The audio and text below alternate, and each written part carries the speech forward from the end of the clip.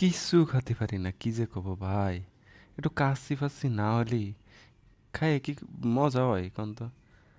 কয়দিন আগে শালি আইছে বাসায়, সে আবার চলে যাবে, তো তার একটু কেনাকাটা শপিং করে দিতে হবে। তো শপিং করতে করতে রাত হয়ে গেল, তারপরে খাতি হবে। তো খাওয়ার মধ্যে খাই একটু কাচ্ছি, তারপরে গেলাম সেই কাচ্ছি ভাই তো নাকি অনেক বিখ্যাত শুনলাম।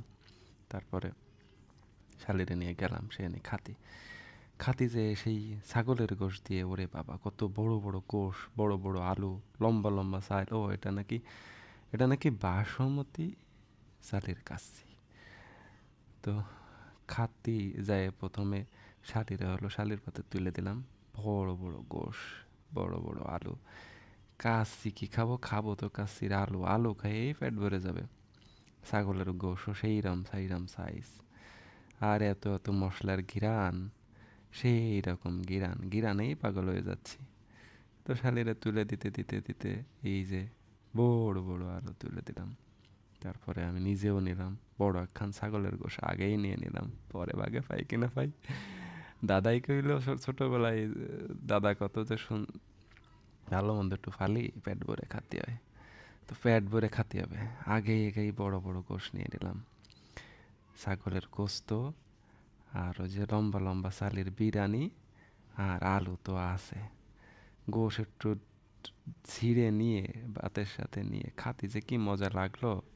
এরপরে শসা, পেঁয়াজ, কাঁচামরিচ, লেবু এগুলো তো আছেই। আস্তে আস্তে পেঁয়াজ কসমস করে খালাম, বড় একটা মরিচ ঝাল ঝাল করে কামড়ায় খালাম। বিরিয়ানির মধ্যে বাদাম এত পরিমাণ, আর মশলা, বিভিন্ন রকম ইনগ্রিডিয়েন্টস, কোনটা রেখে যে কোনটা স্বাদ নিব, স্বাদে মোটে একদম মাতোয়ারা অবস্থা।